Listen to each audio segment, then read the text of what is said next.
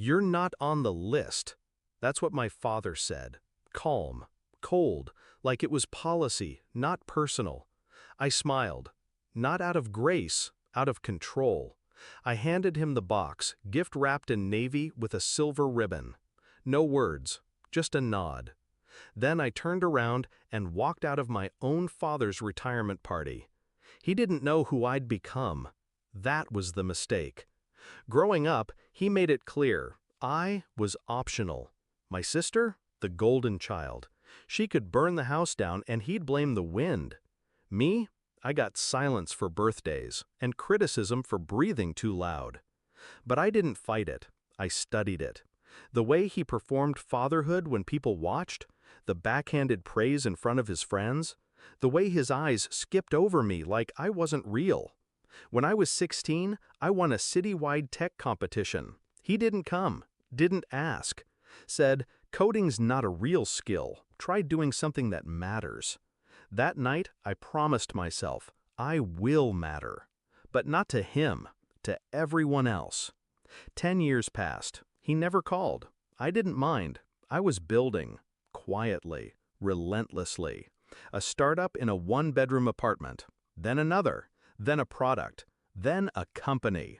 Now, 300 employees, government contracts, silent board seats in rooms where men like him beg for funding.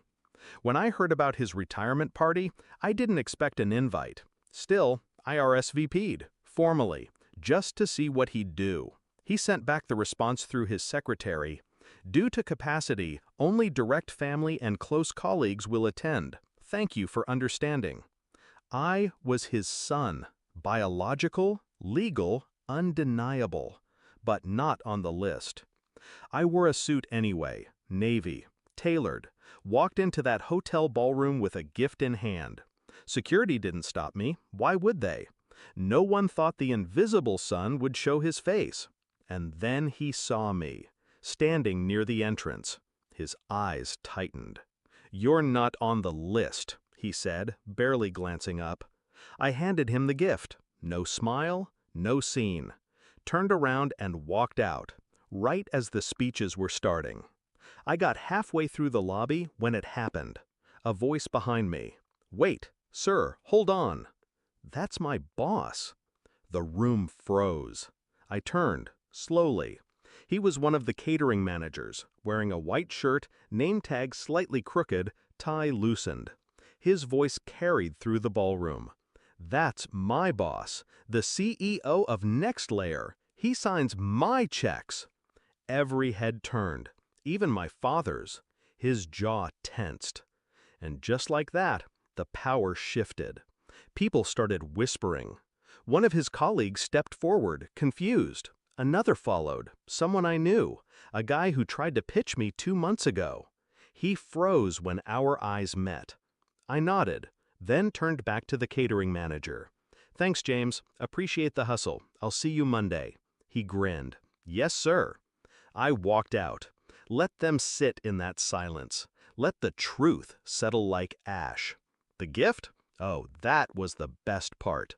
It wasn't sentimental. It wasn't explosive. It was a framed photo of him from 3 years ago at a golf outing with a man currently serving federal time for insider trading. Below the photo, a simple note. Just in case you ever forget who you shook hands with. That man, he was once a silent partner in my father's consulting firm.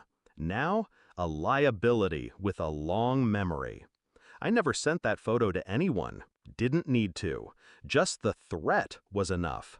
It's amazing what shame can do when served quietly. Later that week, he called. First time in 7 years. No apology, just questions. "What are you trying to prove?" he asked. I didn't answer. "Do you think success makes up for disrespect?" That made me laugh. Because the truth was simple. I didn't want his respect. I wanted his silence. That man built a reputation on perception. Clean hands, sharp suits, big talk at dinner parties. And I shattered it with one walkout, one gift, and one employee he didn't even see as human. That was the lesson. He taught me how to be invisible, so I learned how to move in shadows. And when the time came, I made sure that when I finally stood in the light, he disappeared into it. I wasn't on his list, but now he's not on mine either.